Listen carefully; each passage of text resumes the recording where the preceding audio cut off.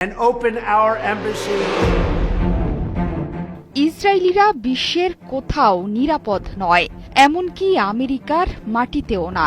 প্রমাণ হলো এবার ইসরায়েলের বন্ধু যুক্তরাষ্ট্রের মাটিতে ফিলিস্তিনিদের ওপর বর্বরতার প্রতিশোধ নিলেন ফিলিস্তিনিদের এক বন্ধু। ফিলিস্তিনকে মুক্ত করো, ফিলিস্তিনকে মুক্ত করো স্লোগানে যুক্তরাষ্ট্রে ইসরায়েলি দূতাবাসের 2 কর্মীকে গুলি করে শেষ করেছেন ওই বন্দুকধারী।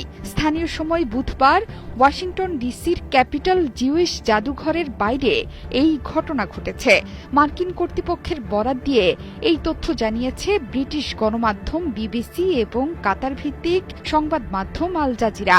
এই ঘটনায় সন্দেহভাজন এক ব্যক্তিকে গ্রেপ্তারের তথ্য দিয়েছে কর্তৃপক্ষ। আটকের সময় ফ্রি প্যালেস্টাইন বলে চিৎকার করছিলেন তিনি। তার নাম এলিয়াস রদ্রিগেজ বলে দাবি করেছে পুলিশ। তার বয়স 30 বছর।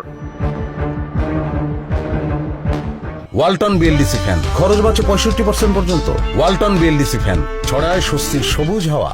প্রত্যক্ষদর্শীদের বরাত দিয়ে বিবিসি বলছে, নিহতদের মধ্যে একজন নারী এবং একজন পুরুষ। কিছুদিনের মধ্যেই তাদের আংটি বদলের কথা ছিল। ক্যাপিটাল ইহুদি জাদুঘরে গাজার বাসিন্দাদের সাহায্যের জন্য একটি অনুষ্ঠানে যোগ দেন তারা। সেখান থেকে বেরিয়ে আসার সময় এই ঘটনা ঘটেছে। আগামী সপ্তাহেই জেরুজালেমে ওই নারীকে বিয়ের প্রস্তাব দেওয়ার কথা ছিল ছেলেটির। মার্কিন স্বরাষ্ট্রমন্ত্রী ক্রিস্টি নয়েম বলেছেন, জাদুঘরের কাছে এক হামলায় কর্মীদের অর্থহীনভাবে মেরে ফেলা হয়েছে। এই ঘটনার তদন্ত কাজ শুরু করেছেন তারা। জাদুঘরটিতে অনুষ্ঠানের আয়োজকরা জানিয়েছে, অনুষ্ঠানস্থলের বাইরে ঘটে যাওয়া এই ঘটনায় বিধ্বস্ত হয়ে পড়েছেন তারা। এই মুহূর্তে ঠিক কি ঘটেছে সে সম্পর্কে পুলিশের কাছ থেকে আরও তথ্য পাওয়ার অপেক্ষায় আছেন। ঘটনাস্থলে থাকার কথা জানিয়েছেন মার্কিন অ্যাটর্নি জেনারেল পামেলা বন্ডি। ঘটনাটি খতিয়ে দেখছেন তিনি।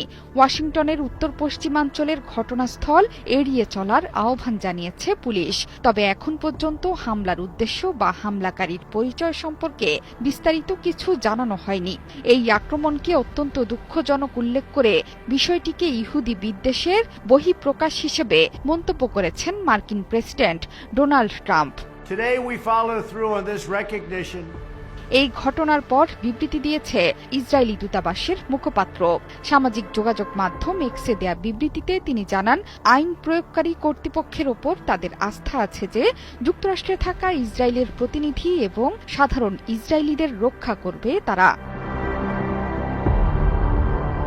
জোহরা চৌধুরী সেতু, ৭১।